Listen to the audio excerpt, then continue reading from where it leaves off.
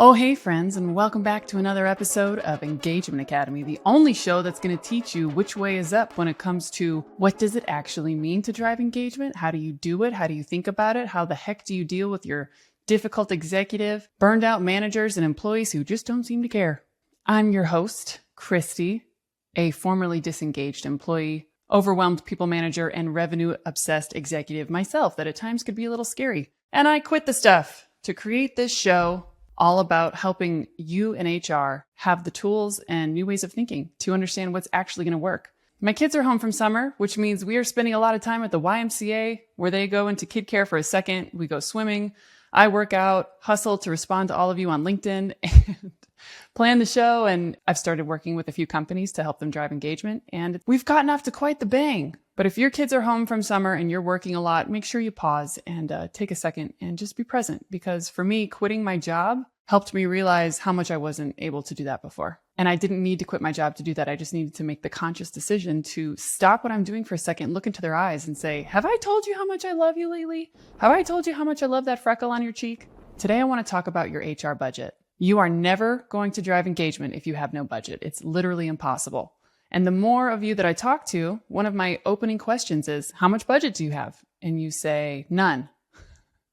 And it doesn't matter if you have 2 employees, 25 or 200 or 2,500, you need budget.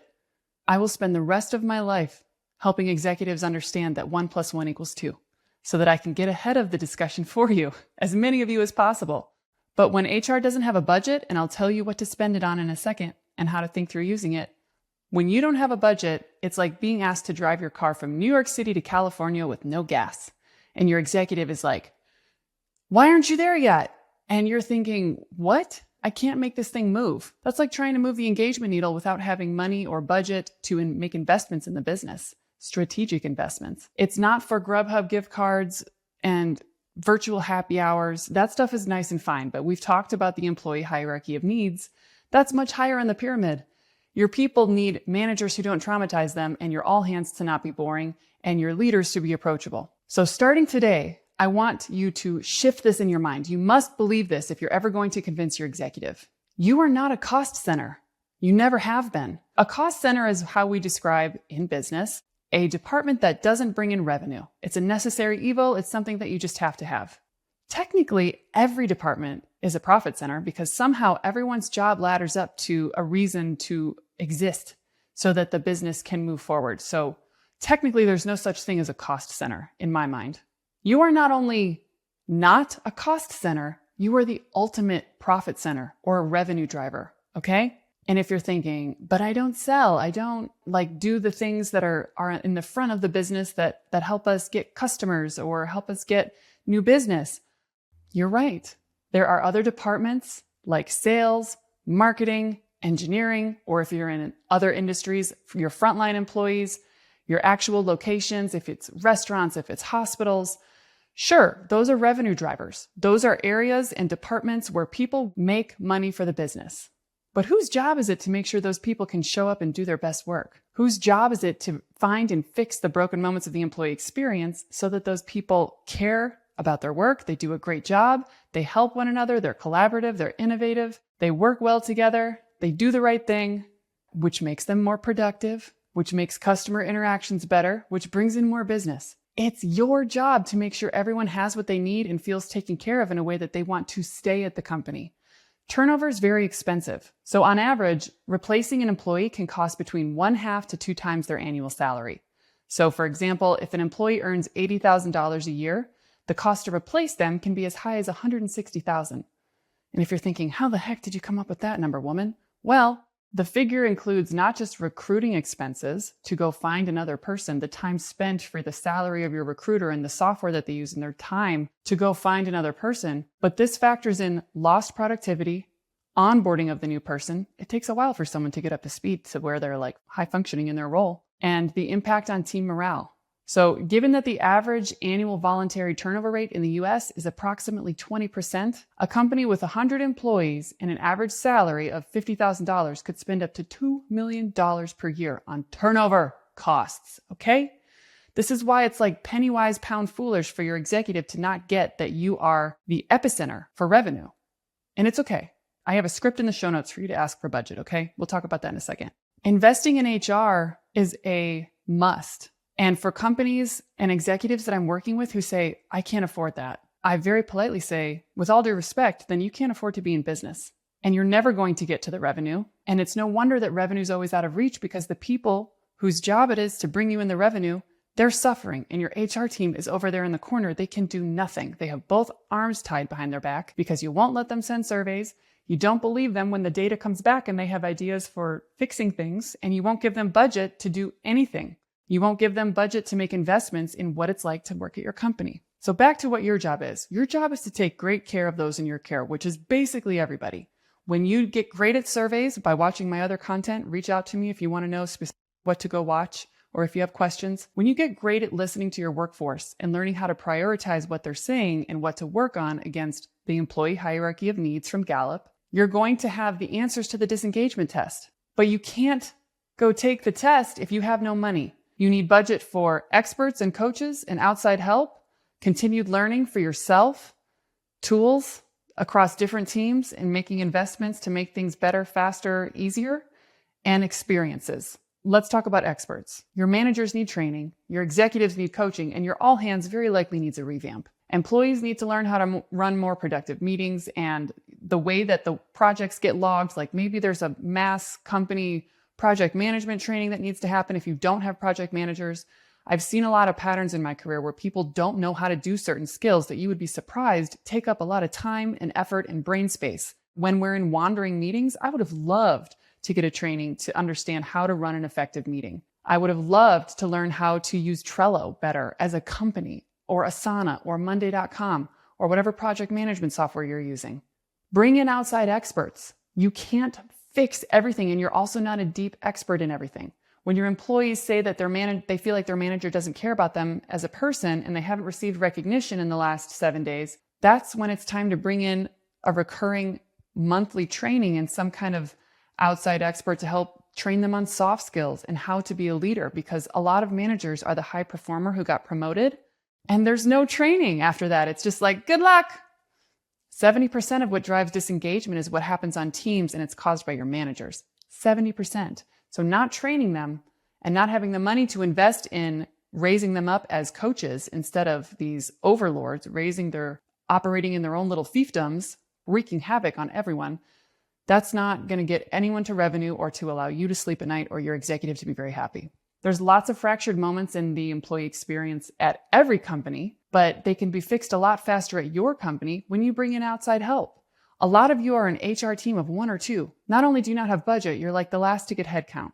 That's like having 1 million kids in a school and only 4 teachers. That's anarchy and chaos. And it's no wonder that revenue's out of reach, because it's a zoo. You don't have time to change the business when you're so busy running the business. When you're managing payroll, compliance, policies, benefits, hiring, firing, employee growth, there's like so much going on there in a day, given all the interruptions that you also get by employees who have well-intentioned questions. You do not have time to think critically about what to do next or what it would look like to fix something. I was just coaching someone the other day. They said, my CEO really cares about the employee growth roadmap for each department, basically career mapping. He said, I don't know how to do that, but I know I'm going to go find the answers. I just have to find the time. And I said, you're halfway there, but also you don't have budget.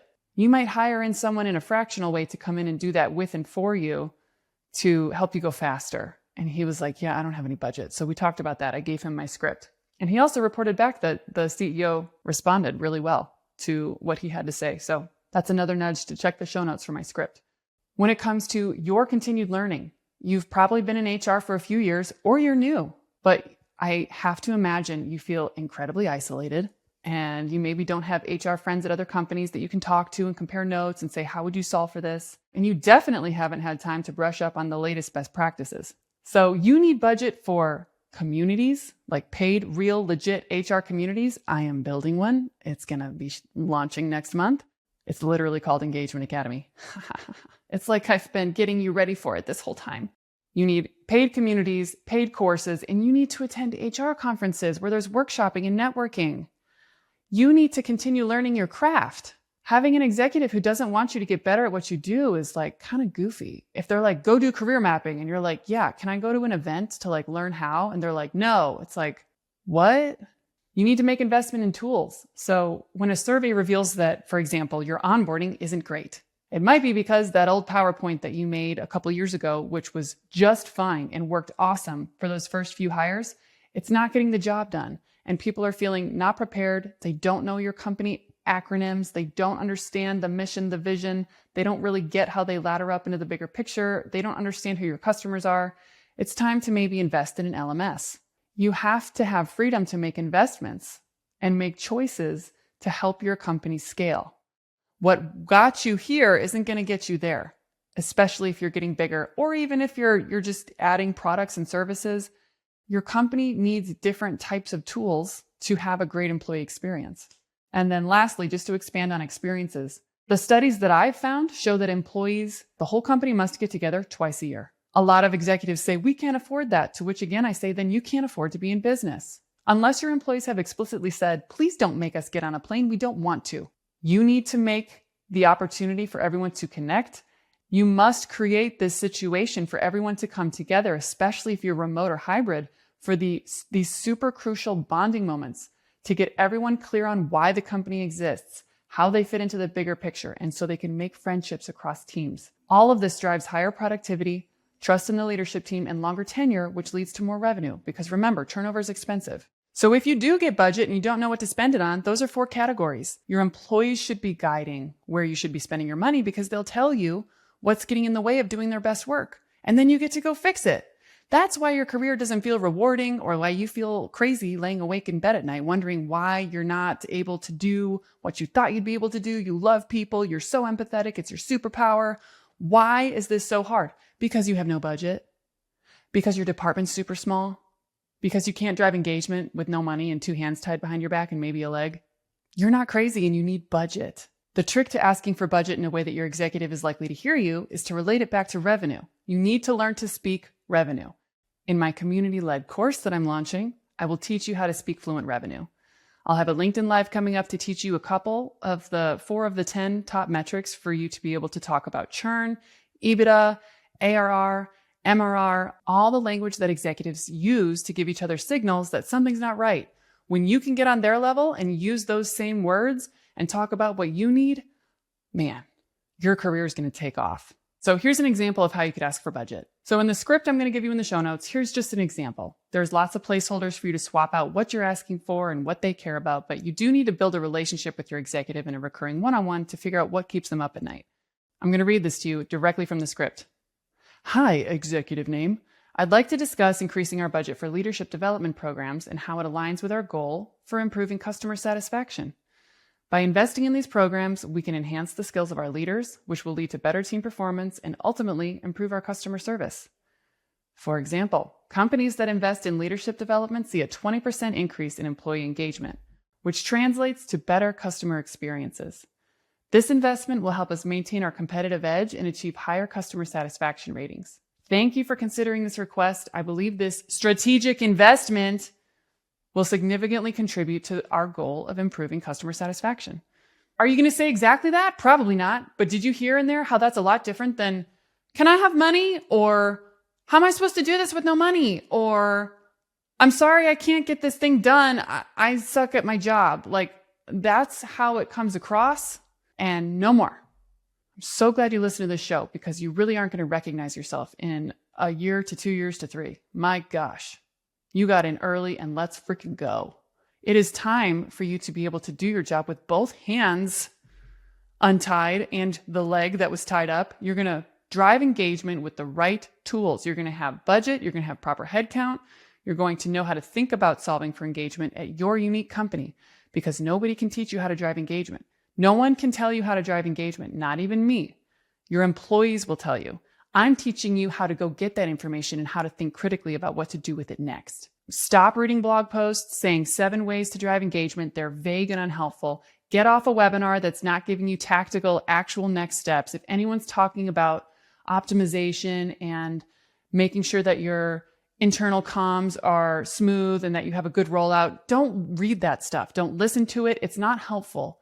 It's very ambiguous, okay? If you ever need help with a specific issue, reach out to me. If you want to work with me, you can get a hold of me on LinkedIn. I have a really cool website launching soon, but until then, reach out to me on LinkedIn. I would love to be your partner and help you with your engagement surveys, or talk to your executive and get you two on the same page, get you speaking fluent revenue. I do coaching. There's lots of ways I'm helping companies. My favorite by far is to help companies find their values, like redo their values exercise in a way that employees are part of the process. So they're much more likely to opt in and then use the values as a framework to make decisions. But the takeaway today is that you can't drive engagement with no budget. That's silly. It's like trying to drive a car with no gas. That's dumb. We're going to stop doing that, okay? If your CEO's not listening to you, stop talking to them and go find another one who will listen. They do exist, okay? I love bringing you the show. I love you guys. I love working on the show, and I enjoy talking to you on LinkedIn a lot. So keep reaching out to me. Until then, hang in there. Help is on the way. The help is you. You are learning how to level up, and I'm so proud of you. All right, take care. I'll see you next week.